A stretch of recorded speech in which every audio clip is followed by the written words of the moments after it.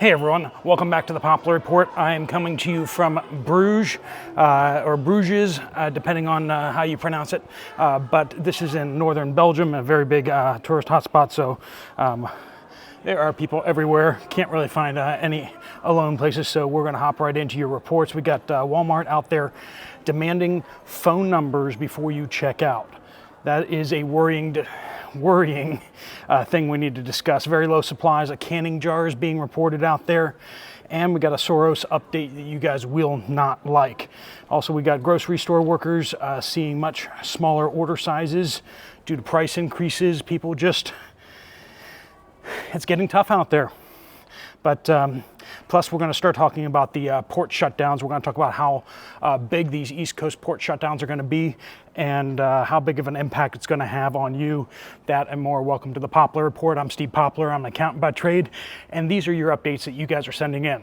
So if you have an update that you'd like to share with the rest of us, please do just go ahead and use the word update somewhere in your comment on this video or on any video. Before we dive in, we do want to thank our sponsor, Genesis Gold Group. So they help people who have retirement accounts. So if you have a 401k, IRA, and you want to know how you can get it safer and in something better than stocks and bonds or mutual funds, Jonathan can talk to you about that and see if it's a good fit for you. All right. The largest port association of longshoremen are considering a strike. We're talking about 85,000 longshoremen talking about going on strike. It will shut down approximately 5 of the 10 busiest ports. Half of the busiest ports in the U.S. will be shut down. 36 total ports is the impact of that. And we're talking about close to half of all monthly imports, between 43 and 49% any given month of imports across the United States. So we're talking about $34 billion worth of freight already on its way to the U.S. right now, to those ports. And so we're watching out for that. All right, so we're also getting reports out there that from CNBC, that New York City is already starting to shut down their port. They are getting prepared for that. This is going to be the first strike that they've had since 1977. So big news out there. And not too many people talking about it yet. This is going to really impact the flow of goods, especially as we go into the Christmas season. This is their busy season, getting stuff going. So there's a lot of stuff coming in. Now, a lot of these shippers have already diverted a bunch of that to the West Coast to avoid these East Coast ports. We also have a report out here by Sweet and Spicy. FCC is fast tracking Soros acquiring over 200 radio stations. So I know a lot of you guys are worried about that. We got more and more influence being concentrated in just a few people, and that is really concerning. I mean, the freedom of the press, freedom of information. YouTube is already controlled very strongly by non-conservatives. Let's just put it that way. Left-wing, left conservatives. It's interesting here, when I was at the European Parliament, they have a number of groups that define themselves as left as well, which is kind of ironic because I believe the term actually originated from the United States because the Democrats sit on the left side of the Congress and such. So they just kind of chose the left, and so left wing was referring to the side of the room that they sat on. But it sounds like in Europe, at least, parties are also adopting that as well. I don't know. Maybe they had that. Maybe it originated over here and then kind of spread over to the U.S. I don't know. If anyone knows, let me know down in the comments. This is a report from Angela. This week I cleaned out Walmart in northern Maine. Bought all the Ball regular mouth pint jars. Only 3 cases were available. Bought cases of mainstay jars hesitantly. Went to Dollar General. They had pint jars, $10 and change, but it was only for 6 jars. Left the case there. Today, 5 days later, Walmart still has no jars, and 5% vinegar in the canning section is $2 more than the 5% vinegar in the food section for identical stuff. I don't know if we can even go in there. It's one of the museums. All right, from another viewer, update: all Walmart distribution center warehouses in my region that have been in the past, that I've been to in the past 3 months, have been powered totally by diesel generators. So not just backup, but apparently they're actually just running the diesel generators already. I drive for Walmart, so I get a lot of distribution centers, get to a lot of distribution centers all the time. I don't know if this is happening coast to coast, but it's definitely happening in my region. Is it a cost benefit, or do they know that the power is going to go down and they are just getting ready? Thanks for your videos. All right, this is from Cajun Mom from the northeast portion of South Carolina. Went to my local Aldi yesterday and they had no butter, no rice, no heavy whipping cream, 1 partial case of canned diced tomatoes, plenty of beef, chicken, and vegetable broth. The bananas and lemons look sick though and pitiful. The entire produce section was either empty or sick looking. There were no fresh green beans, only 2 heads of broccoli, very few containers of berries of all kinds, and the grapes were in short supply. There was plenty of milk, eggs, and different kinds of bread. The milk was reasonable, but I passed the eggs due to the price being over $5. Yikes. We support our local farmers whenever we can. I didn't look at the bread prices because I don't buy bread from there. I usually make it myself when I get the chance.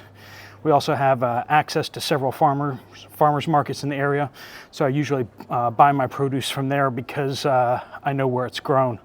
The meat cases were pretty full though. Bad moon rising in northern Arizona. We went to Walmart to purchase kidney beans, make sure to make some chili. Great value brand, but there was only 1/4 full of beans. The rest was liquid. If you guys get a chance to come to Bruges in northern Belgium, it is quite the sight. The whole city has been preserved. It's just gorgeous. I'm on like the backest of the backest streets as we have in order to stay out of people's way. But I mean, like the main streets and along the canals are just jam-packed full of people. From heaven, no cabbage at Walmart. In southern Oklahoma, I was mumbling about it, and a man passed saying that he's been buying his cabbage at Homeland because Walmart hasn't had any. This is so odd because cabbage is a staple like potatoes. Y'all stay safe and blessed. This is an update from South Africa, Parrot Africa. In a matter of 3 days, a 7 kg potato bag now went from 85 Rand up to 99 Rand. So that's well over 15, that's a 25%-ish increase. I'm going to grow all these spuds myself. We have started bell peppers and butternut squash, and want to grow green beans as well. Madam K says, good morning, Steve. I went grocery shopping yesterday. Dollar General had no bottled water, no eggs, no milk, no sugar. 2 bags of flour, canned vegetables were very low, 1 loaf of bread, no hamburger buns, tons of hot dog buns. The grocery store low on dressings, only Miracle Whip for mayo. Things that were low: ketchup, instant noodles, eggs, milk, creamer, pineapple chunks, and butter, which is now $7.49 per pound. Produce looks good, but because it's from Mars Farm Market Supplies in our store in town. Got a whole bike tour coming through here apparently. The word has gotten out that this is not an occupied street. Miss Piggy says, I don't think it's the Miss Piggy, I think it's just someone who likes Miss Piggy, but Southeast Michigan, Aldi, no regular cucumbers or hamburger dill pickles either. Heidi says, here too, I see a lot smaller amount of products going through the cashiers. when people do groceries. Money just doesn't go as far these days. Greetings from Canada. Michelle says, Southeast Michigan here. I bought the Meyer brand cottage cheese, and what I got was cottage cheese soup. It looks like maybe people are starting to wake up because a lot of stuff that I buy from my stockpile was either very low in stock or sold out. This is from Gina, Statesboro, Georgia. Aldi. No sour cream at all. All meats low. And the gas last week was $2.64 a gallon. Lowest in a long while. Now we got the oil prices down significantly, but they are starting to kind of peak back up as inventory drops. Been noticing that, this is continuing from Gina, been noticing that lunch meat ham keeps going bad. In about 2 weeks, nectarines from Sam's Club is one of my favorite summer treats, like eating candy. This year has been hard to find them. They will not ripen when half rotten, while the other half was still raw. Some produce issues here with them has been bad in a center, or just goes bad in a couple days. Makes me sick. It's funny how talking on camera actually is a bit of a workout, because you have to talk a little louder, and doing that as well as walking is something. But report from Spooky Fish. And like I said, if you guys have updates, please do send them in. Just use the word update somewhere in your comment, and that gets it to the right place. It can be on a post or a video, or on an update video or a news video, and that works. Spooky Fish says Walmart in Texas that I shop at now has the self-checkout asking for your phone number before you can start scanning items. They wouldn't let me get around it, and the young attendant had no when that happened. No way to pay today with cash for your things, and not have it tracked if they want to. So even if you're paying cash, they want your phone number for the self-checkout. Is anyone else seeing that as well out there? Because that is a big update and a big concern. Not being able to buy things anonymously is a big deal.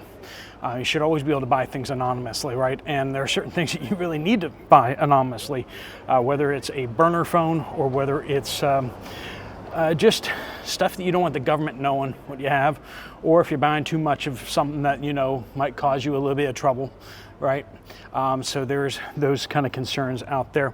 Let me know what you guys think about that. But if you guys want to see more of Bruges, I am not a cinematographer, so the best option for you guys is to just type in Bruges, Belgium, and just see some of the boat tours out there, and just see it for yourself. It's really, really remarkable. Like I said, the whole city has been preserved.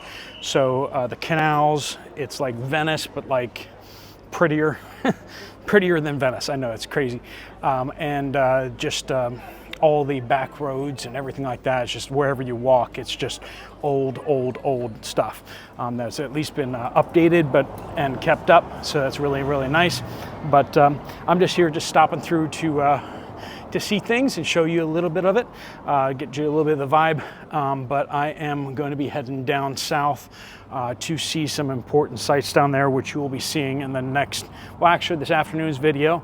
We're actually going to get that down there, so start getting you updated on what some things we can learn from some of the ages past in the 1940s here in Belgium, as well as some of the neighboring countries. All right, friends, thanks so much for joining with us. If you want to check out another video from this channel, there's one right up there. If you want to get some more information from Genesis Gold about what you can do with your retirement account, there's a link right there. Thanks so much for watching. Steve Poplar of the Poplar Report out.